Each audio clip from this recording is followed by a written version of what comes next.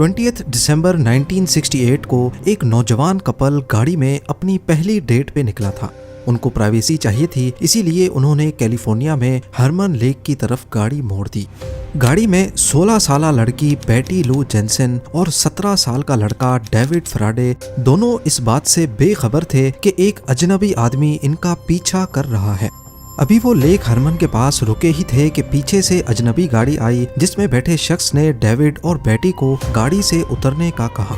जब उन्होंने मना किया तो उस शख्स ने उनको डराने के लिए उनकी गाड़ी के पिछले व्हील पे एक फायर कर दिया। डर के मारे डेविड और बेटी फौरन गाड़ी से निकल कर भागे, जिस पर उस शख्स ने उन दोनों को गोली मार दी। डेविड को सर पे तो बेटी को 5 गोलियां उसकी पीठ पर लगी। इस सीन के बाद वो शख्स फौरन मौके से फरार हो गया। यही वो दिल दहला देने वाला वाकया था जिसने एक बदनामे ज़माना सीरियल किलर की तलाश की शुरुआत की। जी हाँ, हम बात कर रहे हैं ज़ोडिएक किलर की।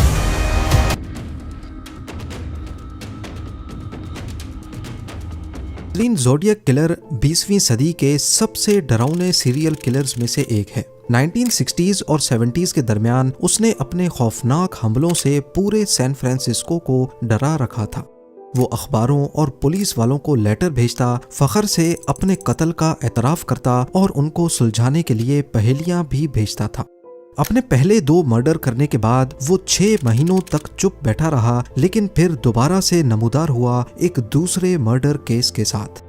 4 जुलाई 1969 ये अमेरिका में इंडिपेंडेंस मनाने का दिन था। 18 साल डैर्लिन फेरिन और 16 साल माइकल मेजल फायरवर्क्स का सामान लेने गाड़ी में निकले थे। उन्होंने नोटिस किया कि कोई अजनबी गाड़ी उनका पीछा कर रही है। गाड़ी को धोखा देने के लिए वो ब्लू रॉक स्प्रिंग्स पार्क की पार्किंग में टर्न हो गए, लेकिन पीछा करता अजनबी भी उनके पीछे ही पार्किंग में आ गया। पहले उसने अपनी गाड़ी उनके बराबर में लगाई, लेकिन कुछ सेकंड्स के बाद गाड़ी रिवर्स करके चला गया। ये देखते हुए डार्लिन और माइकल ने एक सुख का सांस लिया, पर यह सुख सिर्फ कुछ ही लम्हों का मेहमान था। अजनबी गाड़ी दोबारा से आई और इस बार उनकी गाड़ी का रास्ता ब्लॉक करके पीछे पार्क हो गई।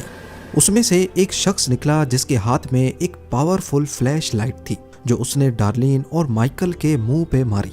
शुरुआत में उनको लगा कि शायद कोई पुलिस ऑफिसर है, लेकिन इसके साथ ही उस शख्स ने उन दोनों पर गोलियां चला दी और फौरन गाड़ी में बैठकर फरार हो गया। डार्लिन तो मौके पर ही मर गई, पर माइकल जख्मी हालत में जिंदा बच गया था।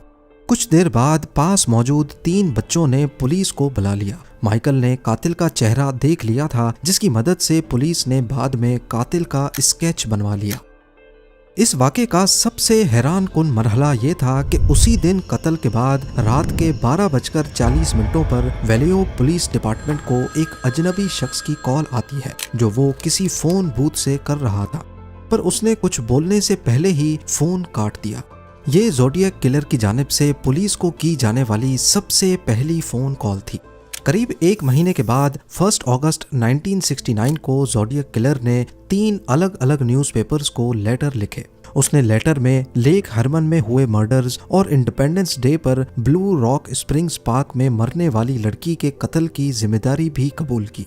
अपनी बात को साबित करने के लिए उसने कुछ ऐसी डिटेल्स बताई जो सिर्फ पुलिस को पता थी, जैसा कि कौन सी बुलेट फायर की गई थी, कितनी गोलियां लगीं और विक्टिम्स ने कौन से कपड़े पहन रखे थे। लेटर के साथ ज़ोडिएक किलर ने एक इनकोडेड मैसेज भी साथ ही भेजा था और उसने डिमांड की कि ये साइफर अगले दिन न्यूज़पेपर में छप जाना चाहिए, वरना वो मजीद कत्लो गारत करेगा।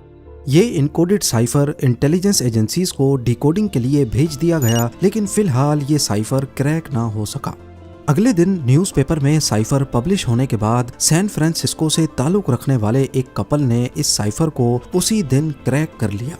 उसमें लिखा था, I like killing because it is so much fun. It is more fun than killing wild game in the forest because man is the most dangerous animal of all to kill. Cipher में उसने ये भी लिखा था कि वो after life में believe करता है और जो लोग वो मार रहा है वो मरने के बाद वाली जिंदगी में उसके गुलाम बनेंगे। न्यूज़पेपर को लिखे लेटर्स के बाद 2 महीने तक खामोशी रही, पर ज़ोडिएक किलर एक बार फिर से नए केस के साथ नमूदार हुआ। 27 सितंबर 1969 को एक कॉलेज का कपल पिकनिक मनाने बेरिएसा लेक के किनारे पर मौजूद था। ब्रायन हार्टनेल और सेसिलिया शेपर्ड उन्होंने नोटिस किया कि एक आदमी उनके करीब आ रहा है। उसने काला हुड पहन रखा था जिस पर ज़ोडिएक का सिंबल बना हुआ था। करीब आते ही ज़ोडिएक ने अपनी गन निकाली और कपल से पैसे और गाड़ी की चाबियां मांगी। ब्रायन के पास उस वक्त 75 सेंट्स थे जो उसने गाड़ी की चाबी के साथ उसको दे दिए। इतने में उसने ब्रायन को गाड़ी की चाबी वापस की और बंदूक के जोर पर उन दोनों के हाथ रस्सी से बांध दिए। फिर उसने अपना चाकू निकाला और दोनों पर कई वार किए। ये सोचते हुए कि दोनों मर गए हैं, ज़ोडिएक किलर वापस गाड़ी की तरफ गया और कपल की गाड़ी पर एक मैसेज लिखकर वहां से फरार हो गया। उस मैसेज में जगह का नाम, डेट, टाइम और हथियार का नाम लिखा था। पास मौजूद एक मछेरे को कपल जब जख्मी हालत में मिला तो उस वक्त उनकी सांसें चल रही थी। हॉस्पिटल ले जाया गया, लेकिन सिसिलिया जख्मों की ताब ना लाते हुए चल बसी, जबकि ब्रायन बच गया, जिसने पुलिस को वाक़े के बारे में सब कुछ डिटेल में बता दिया। अपने पिछले कत्ल की तरह ज़ोडिएक ने उसी दिन रात को 7:40 पर पुलिस को फ़ोन किया और मर्डर की सारी डिटेल्स बता दी। यहाँ पुलिस ने ज़ोडिएक की कार्रवाइयों में एक खास पैटर्न ढूंढ निकाला था। पहला, वो सिर्फ जवान कपल्स को ही टारगेट करता था। दूसरा, उसके हमले वीकेंड्स को ही होते थे या छुट्टियों के करीब। तीसरा, वो या तो रात के अंधेरे में हमला करता था या फिर शाम के वक्त जब हल्की हल्की रोशनी होती है। चौथा, वो जो भी कत्ल करता फख्र से उसका एतराफ़ करता, जैसे अथॉरिटीज़ को चैलेंज कर रहा हो। पांचवा, ज्यादातर मर्डर्स वहीं किए जाते जो जाने माने डेटिंग पॉइंट्स थे। छठा, ज्यादातर मर्डर्स गाड़ी में किए जाते। और आखिर में सातवां पैटर्न ये था कि ज्यादातर मर्डर्स पानी के करीब होते थे। इन 7 पैटर्न से ये जाहिर होता है कि शायद ज़ोडिएक मोहब्बत से मायूस है या उसकी लड़कियों से खास नफरत है, क्योंकि पिछले 3 में से 2 हमलों में लड़के बच गए थे। हालांकि पुलिस को इस बात का इल्म नहीं था कि ज़ोडिएक का अगला टारगेट इस पैटर्न को तोड़ने वाला है। पिछले मर्डर से सिर्फ 2 हफ्ते बाद 11 अक्टूबर 1969 को ज़ोडिएक ने पॉल स्टीन नामी एक कैब ड्राइवर को रात के 9:30 बजे रोका और उसे प्रेसिडियो हाइट्स की मैपल स्ट्रीट जाने को कहा। जब ड्राइवर अपनी मंजिल पर पहुंच गया तो ज़ोडिएक ने पहले गाड़ी रुकने का इंतजार किया और फिर पॉल स्टीन को पॉइंट ब्लैंक रेंज से शूट कर दिया। उसके बाद ज़ोडिएक उतरकर आगे पैसेंजर सीट पे बैठा और पॉल की शर्ट का एक पीस काट कर अपने साथ ले गया। इस मर्डर के दौरान पास मौजूद बिल्डिंग के 2nd फ्लोर से 2 बच्चे ये सारा मंजर देख रहे थे। उन्होंने फौरन पुलिस को इन्फॉर्म किया, लेकिन उनसे गलती ये हुई कि उन्होंने ज़ोडिएक का होलिया बताते वक्त उसका रंग ब्लैक बता दिया। उसी एरिया में एक पुलिस कार पेट्रोलिंग पे निकली हुई थी। उन्होंने फौरन मैपल स्ट्रीट का रुख किया और रास्ते में उनका टकराव ज़ोडिएक से हुआ, जो हल्की धुंध के बीच पैदल चल रहा था। अब क्योंकि पुलिस किसी काले रंग के शख्स को ढूंढ रही थी, इस वजह से उनका ज़ोडिएक पर ज्यादा शक नहीं गया, क्योंकि ये ब्लैक नहीं था। पुलिस ने ज़ोडिएक से रुक कर पूछा जरूर कि क्या उन्होंने इस एरिया में कुछ अजीब सा देखा है। आगे से ज़ोडिएक ने बताया कि अगली गली में एक शख्स गन लहराता हुआ गया है, लिहाजा पुलिस जल्दबाजी में उसी डायरेक्शन में चली गई। हालांकि पुलिस ऑफिसर्स अगर उतरकर ज़ोडिएक को देखते तो उनको उसकी जैकेट पर खून के धब्बे नजर आ जाते। ज़ोडिएक एक बार फिर से पुलिस की गिरफ्त से भागने में कामयाब हो चुका था, लेकिन पुलिस को पॉल स्टीन की गाड़ी से ज़ोडिएक के फिंगरप्रिंट्स मिल गए। कुछ दिनों के बाद ज़ोडिएक ने न्यूज़पेपर्स को दोबारा से लेटर्स लिखे और पॉल स्टीन की हत्या का सारा किस्सा हूबहू बता दिया, और साथ में सबूत के लिए पॉल स्टीन की शर्ट का पीस भी भेज दिया। इस बार उसने स्कूल बस पे हमला करने की धमकी दी थी। इस धमकी से पूरे एरिया में खौफ की लहर दौड़ गई और पुलिस ने अगले कई हफ्तों तक सारी स्कूल बसेस का पीछा करना शुरू किया, लेकिन स्कूल बस पे कभी भी कोई हमला नहीं हुआ। जिन बच्चों ने ज़ोडिएक को देखा था, उनकी मदद से ज़ोडिएक का एक नया फ्रेश स्केच बनवाकर तमाम टैक्सी ड्राइवर्स के बीच फैला दिया गया। पर इस बार ज़ोडिएक एक नए तरीके से मैदान में उतरा। टैक्सी ड्राइवर को मारने के ठीक 10 दिनों के बाद 22 अक्टूबर 1969 को ज़ोडिएक ने ओकलैंड पुलिस डिपार्टमेंट में फ़ोन किया और कहा कि वो मेल्विन बेली, जो कि उस वक्त एक जाने माने वकील थे, उनसे टीवी शो में बात करना चाहता है। ये चैनल 7 का टॉक शो था जो उस दिन वक्त से पहले ही शुरू हो गया। कुछ देर वेट करने के बाद ज़ोडिएक ने कॉल की, लेकिन फ़ोन काट दिया। जब अगली बार उसने फोन की तो ये कॉल ज्यादा टाइम तक चली। इस कॉल में ज़ोडिएक ने अपना नाम सैम बताया। पूरे शो के दौरान 35 बार उसने कॉल्स की, जिनमें से सिर्फ 12 ही ऑन एयर हुई। कॉल्स के दौरान वकील ने कुछ सवालात किए जिस पर सैम उल्टे सीधे ही जवाब देता रहा। बाद में मालूम पड़ा कि ये ज़ोडिएक ने कॉल ही नहीं की थी, क्योंकि जिन लोगों ने ज़ोडिएक की असल आवाज़ सुन रखी थी उन सब ने कहा कि ये ज़ोडिएक की आवाज़ नहीं है।